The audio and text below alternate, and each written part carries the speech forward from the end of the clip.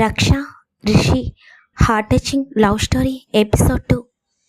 మరుసటి రోజు కాలేజ్ మొత్తం ఫెస్టివల్లా ఉంటుంది. మ్యూజిక్, డ్యాన్స్, ఫోటోలు, ప్రతి ఒక్కరూ కాలేజ్ మెమొరీస్ని తమ మొబైల్లో బంధిస్తూ ఉంటారు. క్లోజ్ ఫ్రెండ్స్ అందరూ ఫొటోస్ దిగుతూ ఉంటారు. మరోపక్క స్టేజ్ పైన స్టూడెంట్స్ ఎంతో ఆనందంగా డాన్సులు చేస్తూ ఉంటారు. కానీ రక్ష మాత్రం అక్కడ జరిగేదానికి తనకి సంబంధం లేనట్టుగా చుట్టూ చూస్తూ ఉంటుంది. రిషి ఎక్కడ కనిపిస్తాడా అని వెతుకుతూ ఉంటుంది. ఎక్కడ ఉన్నావు రిషి? ఈరోజు ఎలాగైనా నా మనసులో మాట నీకు చెప్పాలి. 4 సంవత్సరాలుగా నిన్ను ప్రాణంగా ప్రేమిస్తున్నాను అని నీతో చెప్పాలి.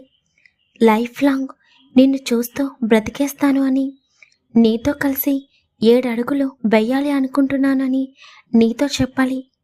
ఎక్కడున్నావు రిషి? నా మాటలు నీకు వినిపిస్తున్నాయా అని రక్ష మనసులో అనుకుంటూ ఉండగా ఇంతలో కళ్యాణి స్పీడ్గా పరిగెత్తుకుని రక్ష దగ్గరికి వస్తుంది. రక్ష, నువ్విక్కడున్నావా? నీకోసమే వెతుకుతున్నాను. రిషి ఇందాకే మన క్లాస్ రూమ్ వైపుకి వెళ్ళాడు. ఈ విషయమే నీకు చెబుదామని అనుకుని నిన్ను వెతుకుతున్నాను అని కళ్యాణి అంటుంటే రక్ష గుండె వేగంగా కొట్టుకుంటుంది.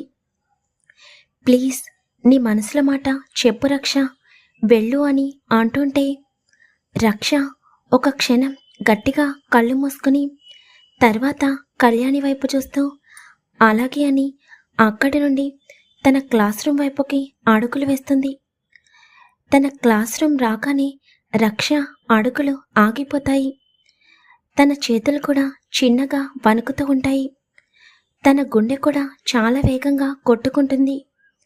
ఇంక నెమ్మదిగా రక్ష గట్టిగా బ్రీత్ తీసుకుని 2 అడుగులు ముందుకు వేసి క్లాస్ రూమ్లోకి అడుగు పెడుతుంది. రక్ష తలపైకెత్తి ఎదురుగా చూసేసరికి అక్కడ ఉన్న దృశ్యం చూడగానే రక్ష కళ్ళు పెద్దవి చేసి అలాగే చూస్తూ ఉండిపోతుంది. తనకి తెలియకుండానే తన కళ్ళల్లో నుండి కన్నీళ్లు జారిపోతూ ఉంటాయి. తన ఎదురుగా రిషి ఎవరినో హగ్ చేసుకుని ఉండటం చూడగానే రక్ష గుండె ఇంకా వేగంగా కొట్టుకుంటుంది. లేదు రక్ష, నువ్వు రిషిని తప్పుగా అనుకుంటున్నావు. ఇన్ని సంవత్సరాలుగా తనని చూస్తున్నావు, ఇది నిజం కాదు అని తన మనసు చెప్తుంటే రక్ష చూపు మాత్రం రిషి మీదే ఉంటుంది. రిషి తనని హగ్ చేసుకున్న ఆ అమ్మాయిని వదిలి తన 2 షోల్డర్స్పై తన 2 చేతులని వేయగానే ఎదురుగా ఉన్న ఆ అమ్మాయిని చూసి రక్ష షాక్ అవుతుంది. తను ఎవరో కాదు, తన క్లాస్మేట్ వైశాలి. వైశాలి ఏడుస్తూ ఉంటుంది. వైషు, నేను నీకు ముందే చెప్పాను, ఈ విషయం ఇంట్లో ముందే చెప్పు అని. ఈరోజు ఏమైందో చూసావా? సడన్గా ఇంట్లో వాళ్ళు నీ చదువు కంప్లీట్ అయిపోతుంది అని నీకు పెళ్లి చూపులు అరేంజ్ చేయించారు. కానీ ఈ రిషి ఉండగా ఎట్టి పరిస్థితుల్లోనూ ఆ పెళ్లి చూపులు జరగవు, అలాగే ఆ పెళ్లి కూడా జరగదు అని రిషి చెప్తుంటే వైశాలి మళ్ళీ వెంటనే రిషిని హక్ చేసుకుంటుంది. భయం వేస్తుందిరా, ఈ పెళ్లి కనుక జరిగితే ఈ వైశాలి అని వైశాలి అంటుంటే షటప్ వైషు, చెప్పాను కదా, ఎట్టి పరిస్థితుల్లోనూ ఈ పెళ్ళి ఈ రిషి జరగనివాడు. నీకు తోడుగా నీ వెనుక ఎప్పుడు కూడా నేనున్నాను. ఈ రోజుతో మన బీటెక్ కంప్లీట్ అయిపోతుంది. ఒక 1 వీక్ వెయిట్ చేయి. ఇక్కడి నుండి మనం యుఎస్కి వెళ్ళిపోదాము అని రిషి చెప్పిన మాటలు వింటుంటే రక్ష గుండె అక్కడే బ్రేక్ అయిపోతుంది. నీకు నేనున్నాను అన్నమాట రిషి నోటి నుండి తన గురించి వినాలని అనుకున్నది రక్ష. కానీ ఈ క్షణం రిషి ఆ మాటలు ఇంకొకరితో చెప్తుంటే తన మనసు భరించలేకపోతుంది. ఆ మాటలు రక్ష గుండెల్లోకి డైరెక్ట్గా దూసుకుని వెళ్తున్నట్టు అనిపిస్తుంటే రక్ష అడుగులు ఆటోమేటిక్గా వెనక్కి పడుతూ ఉంటాయి. 4 సంవత్సరాలుగా ప్రేమిస్తున్న ప్రేమ ఒక్క క్షణంలో తన మనసుని గాయపరిచేసరికి రక్ష అక్కడ చూస్తున్నది ఇంకా భరించలేక అక్కడి నుండి స్పీడ్గా పరిగెత్తుకుని కాలేజ్ నుండి బయటకు వచ్చేస్తుంది. రక్ష రోడ్డుపై నడుస్తుంది. కానీ తన కళ్ళల్లో నుండి కన్నీళ్లు జారిపోతూ ఉంటాయి. వెనుకాల నుండి కళ్యాణి అరుస్తూ, "ఏ రక్ష, ఏమైంది? ఇందాకటి నుండి అరుస్తున్నాను, అసలు ఆగకుండా ఎక్కడికి వెళ్ళిపోతున్నావు" అని కళ్యాణి మాట్లాడుతున్నా కూడా ఆ మాటలు రక్ష చెవికి వినిపించడం లేదు. కళ్యాణి భయంగా రక్ష అని రక్ష 2 షోల్డర్స్ పట్టుకుని ఊపగానే రక్ష ఎదురుగా ఉన్న కళ్యాణి వైపు చూస్తుంది. "రక్ష, ఏమైంది? ఎందుకు ఏడుస్తున్నావు? రిషికి నీ ప్రేమ గురించి చెప్పావా? తను ఏమన్నాడు? నిన్ను రిజెక్ట్ చేశాడా?" అని కళ్యాణి భయంగా అంటుంటే రక్ష ఒక్కసారిగా కళ్యాణిని పట్టుకుని గట్టిగా ఏడుస్తుంది. "నా ప్రేమ ఈ రోజుతో సమాధి అయిపోయింది కళ్యాణి. రిషి మనసులో వేరే అమ్మాయి ఉంది. తను ఎవరో కాదు, మన క్లాస్మేట్ వైశాలి. రిషి, వైశాలి ప్రేమించుకుంటున్నారు.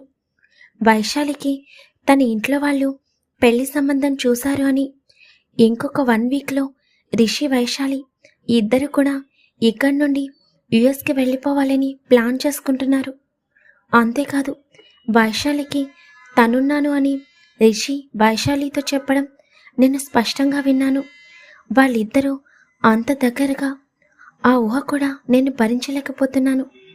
నా వల్ల కావడం లేదు కళ్యాణి. ఈ క్షణమే ఈ ప్రాణం పోతే బాగుండును అనిపిస్తుంది. ఎంతలా ప్రేమించాను. ప్రతిరోజు తనని చూస్తూ ఉండిపోయేదానిని. కానీ తను వేరే అమ్మాయిని చూస్తున్నాడు అని తెలుసుకోలేకపోయాను. తన మనసులో వేరొక అమ్మాయికి చోటు ఉంది అని గ్రహించలేకపోయాను. ఈ రోజుతో ఈ రక్ష ప్రేమ చచ్చిపోయింది.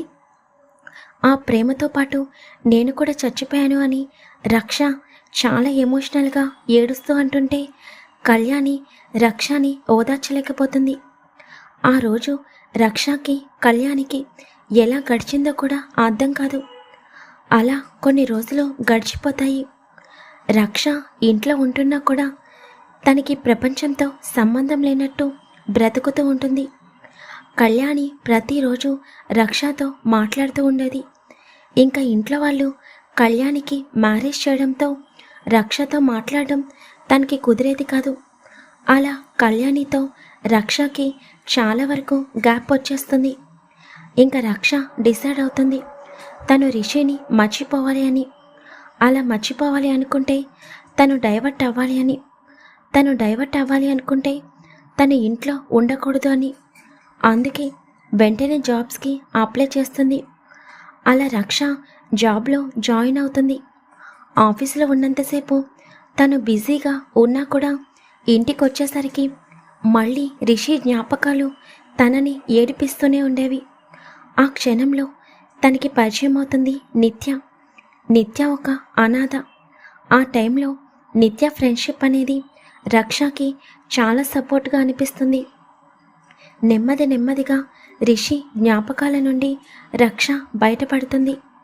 ఇలా ఉండగా ఒకరోజు సడన్గా తన పర్మిషన్ లేకుండా రక్ష పేరెంట్స్ రక్షకి తన బావనిచ్చి పెళ్లి చేయాలని డిసైడ్ అవుతారు. రక్షకి కూడా చెప్పకుండా రక్షకి తన బావ అయిన అఖిల్కి ఎంగేజ్మెంట్ ఏర్పాటు చేస్తారు. తన మనసులో రిషి ఉండగా తన లైఫ్లోకి ఎవరిని రానివ్వకూడదని అనుకుంటుంది రక్ష. అందుకే ఆ విషయం నిత్యకి చెప్తుంది. ఇంకా రక్ష, నిత్య ఇద్దరు కూడా డిసైడ్ అయ్యి ఎంగేజ్మెంట్ జరిగే ముందు రోజు నైటు ఎవరికీ తెలియకుండా హైదరాబాద్ నుండి ఇద్దరు కూడా బెంగళూరుకు వచ్చేస్తారు. అలా రక్ష, నిత్య ఇద్దరు కూడా బెంగళూరులో చాలా జాబ్స్కి అప్లై చేసి చివరికి ఒక పెద్ద కంపెనీలో ఎంప్లాయీస్గా జాయిన్ అవుతారు. ఇప్పటికీ రక్ష రిషిని చూసి 4 సంవత్సరాలు అవుతుంది. కానీ రిషికి, వైశాలికి పెళ్ళైపోయి ఉంటుందని, వాళ్ళు యుఎస్లో సెటిల్ అయిపోయి ఉంటారు అని రక్ష అనుకుంటూ ఉంటుంది. కానీ తన మనసులో రిషిపై ఉన్న ప్రేమని మాత్రం చెరపలేకపోతుంది. రక్షకి ఒక్కసారిగా తన గతం మొత్తం తన కళ్ళ ముందు మెదులుతుంటే అసలు రిషి తన కొలీగ్స్తో ఏం మాట్లాడుతున్నాడో కూడా రక్షకి ఏమీ వినిపించడం లేదు. ఇంకా రిషి అందరితో మాట్లాడి, ఓకే గాయ్స్, ఇంకా మీ వర్క్ స్టార్ట్ చేయండి. ముందే చెప్తున్నాను, వర్క్ విషయంలో నేనైతే చాలా స్ట్రిక్ట్గా ఉంటాను. టైంకి ప్రాజెక్ట్ వర్క్ అనేది కంప్లీట్ అయిపోవాలి. ఎవరైనా లీవ్ అప్లై చేయాలి అనుకున్నా 2 days ముందే నాకు ఇన్ఫామ్ చేయాలి. ఏదైనా మెడికల్ ఎమర్జెన్సీ లీవ్ అయితే అప్పుడు నేను ఆలోచిస్తాను, క్యారీ ఆన్ అని చెప్పగానే అందరూ ఇంకా మీటింగ్ హాల్ నుండి బయటికి అడుగులు వేస్తారు. నిత్య రక్ష వైపుకి చూసేసరికి రక్ష చూపు మాత్రం రిషి మీదే ఉండటం చూసి, ఇదేంటి ఎప్పుడు కూడా ఎవరిని పట్టించుకొని రక్ష రిషి సార్ వైపు అలాగే చూస్తుంది. ఇందాక ఏదో చెప్పింది, హ్యాండ్సమ్గా ఉంటాడు, స్మార్ట్గా ఉంటాడు అని చెప్తే, నువ్వు చూడు నాకు అవసరం లేదు అని చెప్పింది. ఒకవేళ రిషి సార్ని చూసి మా రక్ష పాప పడిపోయిందా ఏంటి అని నిత్య చిన్నగా నవ్వుకుంటూ, హలో మేడం, సార్ హ్యాండ్సమ్గా అందంగా ఉన్నారు అని నాకు కూడా అర్థమవుతుంది, మరి అంతలా చూడకు. సార్ వచ్చిన దగ్గర నుండి ఆ ఫేస్లో కొంచెం కూడా స్మైల్ లేదు, చూస్తుంటేనే అర్థమవుతుంది చాలా స్ట్రిక్ట్ అని. ఇంకా వెళ్దాం పద అని చెప్పి నిత్య రక్ష చేతులని పట్టుకుని అక్కడి నుండి బయటికి తీసుకుని వెళ్ళిపోతుంది. ఈ అమ్మాయి నా క్లాస్మేట్ రక్షానే కదా, తనేనా? తన కాలేజీలో ఉన్నప్పుడే నేను సరిగ్గా చూడలేదు, ఇంకా తనని చూసి 4 years అయిపోతుంది, తనా కాదా అని రిషి ఆలోచనలో పడతాడు. కొంత సమయం తర్వాత రక్ష ఆలోచిస్తూ ఉండటం చూసి, ఏమైంది దీనికి? రిషి సార్ని చూసిన దగ్గర నుండి ఏదో ఆలోచిస్తూనే ఉంది అని నిత్య అనుకుంటూ, హలో మేడం అని అనగానే, మేడం మిమ్మల్ని రిషి సార్ పిలుస్తున్నారని చెప్పగానే నిత్య షాక్గా రక్ష వైపు చూస్తుంది. రిషి పేరు వినగానే రక్ష గుండె మళ్ళీ వేగంగా కొట్టుకుంటుంది. వస్తున్నాను అని రక్ష చిన్నగా చెప్పగానే అక్కడి నుండి అతను వెళ్ళిపోతాడు. రక్ష, ఏంటే ఈరోజు నాకు షాక్ మీద షాక్ తగులుతుంది. ఇప్పటి వరకు నువ్వు ఏ అబ్బాయిని కూడా సరిగ్గా చూడడం నేను చూడలేదు, అలాంటిది మీటింగ్ జరుగుతున్నంతసేపు నీ చూపు రిషి సార్ మీదే ఉంది. ఇప్పుడేమో సార్ నిన్ను తన క్యాబిన్కి రమ్మని అంటున్నారు. రిషి సార్ నీకు ముందే తెలుసా? నాకేమీ అర్థం కావడం లేదు అని నిత్య అంటుంటే, లేదు, తనెవరో నాకు తెలీదు, ఎక్కడో చూసినట్టు అనిపిస్తే చూశాను తప్ప వేరే ఏమీ లేదు నిత్య. సార్ ఎందుకు పిలిచారో నేను ఒకసారి వెళ్ళొస్తానని చెప్పి రక్ష అక్కడి నుండి రిషి క్యాబిన్ వైపుకి అడుగులు వేస్తుంది. రక్ష అతనిని నువ్వు మర్చిపోయి 4 years అవుతుంది, అతనిని పూర్తిగా నీ మనసులో నుండి వెళ్ళిపోయాడు కూడా. అంతేకాదు అతనికి పెళ్ళి కూడా అయిపోయింది. ఇంకా ఏ హోప్స్తో నువ్వు అతని గురించి ఆలోచిస్తున్నావు? ఇప్పుడు తను నీకు బాస్ మాత్రమే, నువ్వు వర్క్ చేసే ఆఫీస్లో నీ టీం లీడర్ మాత్రమే. అతనికి నీకు మధ్య ఎటువంటి రిలేషన్ లేదు. కాలేజ్లో క్లాస్మేట్గా ఉన్నప్పుడే ఒక్కసారి కూడా నువ్వు తనతో మాట్లాడలేదు. ఇంకా ఇప్పుడు రిలేషన్ ఏముంటుంది? జస్ట్ తను నీ హెడ్, ఇది మాత్రమే నీ మనసులో గుర్తుపెట్టుకో అని తనని తాను మోటివేట్ చేసుకుంటూ రక్ష ఇంకా రిషి క్యాబిన్లోకి నెమ్మదిగా అడుగు పెడుతుంది. రిషి ల్యాప్టాప్లో సీరియస్గా వర్క్ చేస్తూ ఉంటారు. రిషిని చూసిన తర్వాత రక్ష నార్మల్ అయ్యి గట్టిగా డీప్ బ్రీత్ తీసుకుని రిషికి ఎదురుగా నుంచుని, హలో సార్, రమ్మన్నారంట అని రక్ష అంటుంటే, అవును, స్మాల్ డౌట్ క్లారిఫై చేసుకుందామని మిమ్మల్ని రమ్మని చెప్పాను. ఇందాక అందరూ వాళ్ళ గురించి ఇంట్రడ్యూస్ చేసుకున్నారు, మీరు మాత్రం మీ గురించి ఏమీ చెప్పలేదు. అండ్ నాకున్న డౌట్ ఏంటంటే, నేను బీటెక్ చదివే రోజుల్లో మా క్లాస్లో ఒక అమ్మాయి ఉండేది, తన పేరు రక్ష. మిమ్మల్ని చూస్తుంటే ఒక క్షణం తనలాగా అనిపించింది. ఎందుకంటే కాలేజ్లో ఉన్నప్పుడు నేను తనని ఎక్కువగా అబ్జర్వ్ చేయలేదు, అందువల్లేమో అని రిషి మాట్లాడుతుంటే ఆ మాటలు కూడా రక్ష భరించలేకపోతుంది.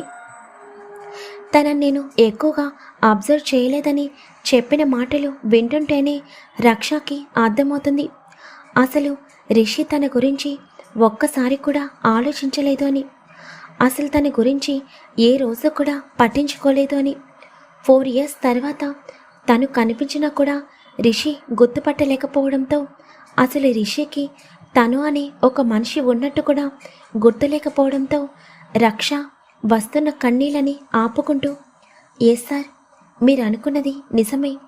ఒకప్పుడు నేను మీ క్లాస్మేట్ రక్షాని. 4 ఇయర్స్ అయిపోతుంది కదా, అందుకే మీరు నన్ను గుర్తుపట్టకపోవచ్చు అని రక్ష అంటుంటే అనుకున్నాను.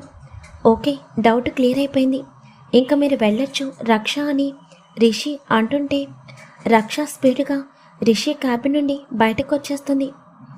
కనీసం ఎలా ఉన్నావు రక్ష అని కూడా అడగలేదు కదా రిషి.